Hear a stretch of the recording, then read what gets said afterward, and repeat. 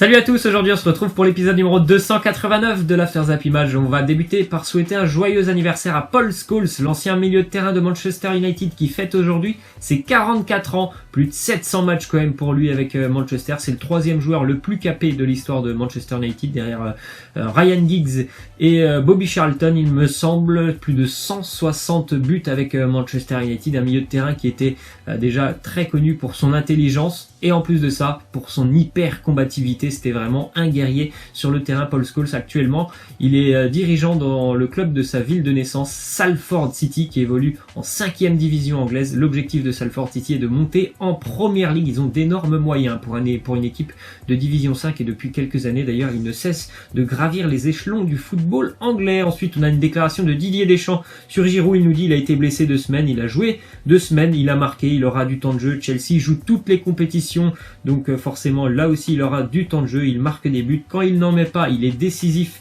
et aide à son équipe à avoir des résultats. C'est vrai, voilà, Olivier Giroud n'est pas forcément toujours décisif au niveau du plan personnel et de ses buts, mais souvent quand même il aide ses équipes à gagner des matchs. Bon, il a marqué pendant on va dire, ce petit mois entre les deux trêves internationales, il a marqué il y a une semaine en Europa League.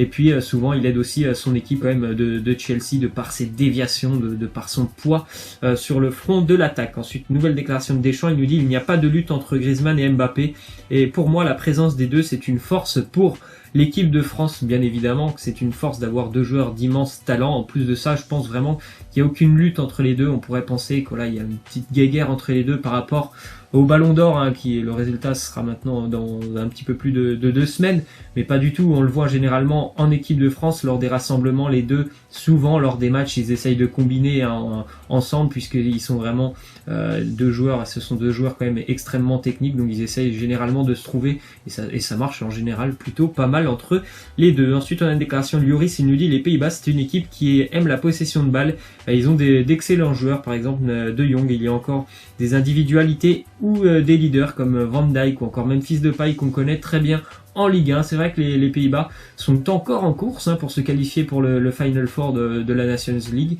Ils doivent tout simplement remporter leurs 2 matchs, donc ils doivent battre l'équipe de France dès ce soir.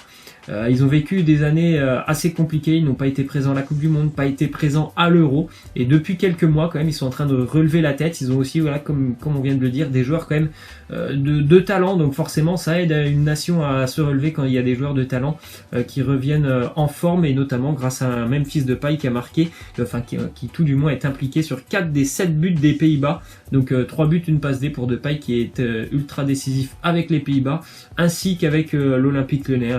Depuis un an, c'est quand même un joueur, je crois que depuis un an il est dans les 5 premiers joueurs les plus décisifs en Europe, Memphis Depay. Ensuite on a une déclaration de Youri Tielemans, il nous dit Henry est assez cool en dehors du terrain, mais sur le terrain on ne chôme pas, on travaille des aspects qu'il aimerait introduire. Il est choqué car les résultats ne suivent pas, mais il est satisfait par l'attitude à l'entraînement. C'est déjà une bonne chose. Les joueurs monégasques n'ont pas lâché, puisque c'est vrai que cette période très compliquée pour la SM, les joueurs pourraient peut-être être un petit peu moins impliqués lors des entraînements. C'est pas ce qu'il en ressort. Ils ont l'air d'être vraiment derrière leur coach et impliqués à l'entraînement. C'est déjà une bonne chose puisqu'ils n'ont pas lâché, puisque Monaco est dans une période hyper délicate, donc faut surtout pas que les joueurs lâchent.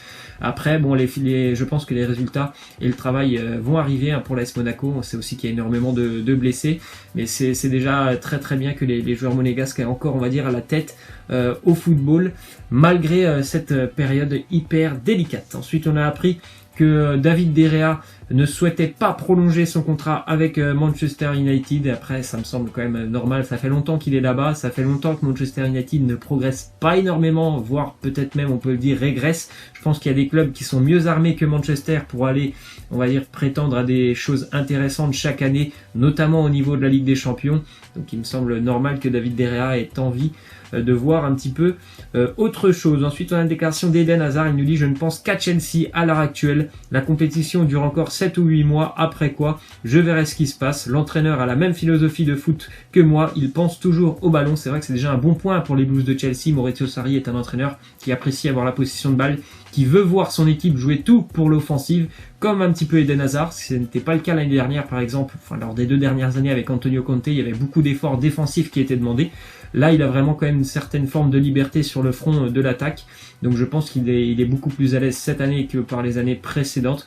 Après, on verra ce qui se passera dans un an, puisqu'on sait très bien qu'il a, je pense, très envie quand même de rejoindre le Real Madrid. Ensuite, info mercato du côté d'Arsenal, on a appris que Aaron Ramsey allait quitter libre le club à la fin de l'année, donc normalement il va quitter libre le club, ça c'est acté. Pour le moment, il serait tout proche de s'engager avec le Bayern Munich, ça pourrait se faire même dans les prochains jours. Et puis il y a quand même deux clubs anglais qui le suivent attentivement, Liverpool et Chelsea. Ensuite, on a appris que Zlatan Ibrahimovic était en train de négocier avec le Milan AC pour un possible retour dès le mois de janvier. Le petit problème, c'est que le Milan veut lui offrir un contrat de 6 mois. Zlatan, lui, il aimerait un contrat de 18 mois. Après, on peut comprendre un petit peu les réticences quand même du Milan AC. Zlatan, il est quand même assez vieux. Et puis, dernièrement, sur ces dernières années, il a souvent été éloigné des terrains par des blessures. Donc, on peut comprendre que le Milan se pose des questions. Et déjà, je pense que 6 mois, ce serait déjà très bien. Mais il est en train quand même de négocier. Il connaît très bien le club, la ville. Il connaît très bien aussi le directeur sportif, Leonardo. Donc, c'est quand même un transfert qui est plutôt pas mal engagé pour un retour de Zlatan en Europe. Ensuite, on a Callum Wilson qui a joué hier son premier match avec la sélection anglaise.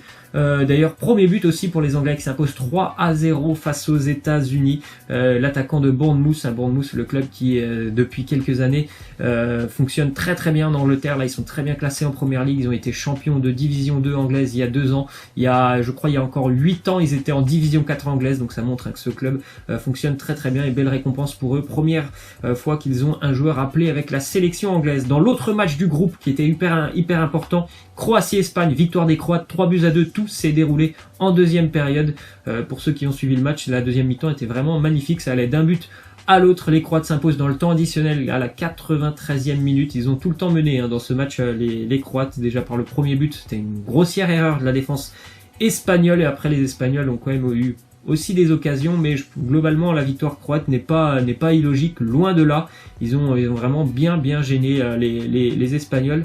Donc la Croatie qui peut encore se qualifier pour le Final Four, faudra s'imposer face à l'Angleterre ce dimanche à Wembley. Donc le vainqueur de ce match, s'il y a un vainqueur, sera qualifié pour le Final Four. Donc l'Espagne est quand même plutôt mal engagée pour les Espagnols. Faut espérer que cette Angleterre-Croatie de dimanche, il y aura tout simplement un match nul. Ensuite, on a appris que Diego Simeone, l'entraîneur de l'Atlético, était tout proche d'une prolongation de contrat, peut-être même d'être l'entraîneur, certainement l'un des entraîneurs les mieux payés au monde, puisqu'il pourrait y avoir une revalorisation salariale qui lui permette presque d'atteindre le niveau de salaire d'Antoine Griezmann. En tout cas, c'est un entraîneur hyper important pour son club, Diego Simeone. Donc il travaille tellement bien depuis de nombreuses années qu'il est normal de le voir prolongé. Ensuite, on a une déclaration de Clément Lenglet. Il nous dit: parler avec Messi, c'est très particulier, car quand le meilleur joueur du monde te parle, il faut écouter très attentivement tout en ouvrant les yeux et en observant ce qu'il fait. Bien évidemment, je pense que ça peut aider Clément Lenglet de jouer,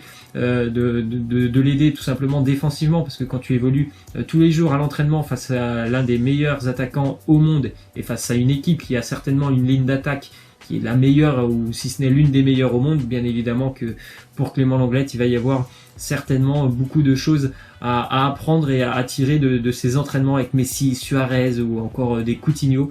Je pense que ça va l'aider à énormément progresser. Ensuite, on a les excuses de Franck Ribéry après avoir giflé Patrick Guillou. Il nous dit: j'ai fait quelque chose de mal, j'étais très énervé après le match, j'ai demandé pardon à Patrick pour lui et pour sa famille. J'espère que cette affaire, c'est maintenant du passé, on l'espère tous. Moi, il s'est déjà excusé, c'est déjà très très bien.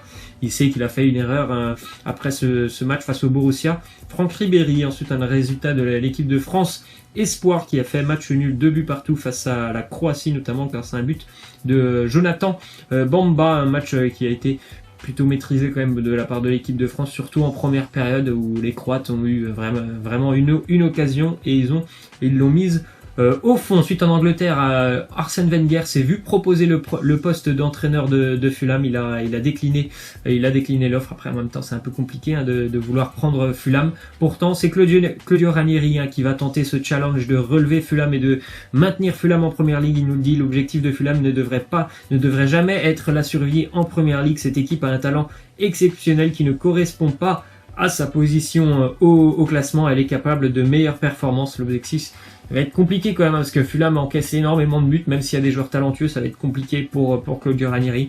Après, on sait qu'il a déjà fait des miracles avec Leicester, donc pourquoi pas essayer de maintenir Fulham. Il y a encore beaucoup de journées en première ligue, donc bien évidemment tout reste ouvert, mais quand même À l'heure actuelle, Fulham a énormément de difficultés. Ensuite, une image où il n'y a pas beaucoup de cheveux. Hein, sur cette image, on voit Zidane, Ronaldo et Fabien Barthez. Mais là, il y a vraiment beaucoup de talent quand même sur cette image. Ensuite, on va terminer avec la question de fin. Vous voyez qu'on a mis les cheveux de Marouane Fellaini sur Zidane, Arjen Robben, Wayne Rooney ou encore Josep Guardiola. Qui porte le mieux la coupe de Marouane Fellaini? Il me semble quand même que ce sera plutôt du côté droit. Hein. Moi, j'aime bien Guardiola, encore Wayne Rooney, mais pour Zidane, je trouve que ça tombe vraiment très bas au niveau des yeux. Et pour Arjen Robben, on dirait vraiment une perruque. Laissez-moi en commentaire ce que vous en pensez. Moi, je vous laisse et je vous dis à la prochaine. Ciao.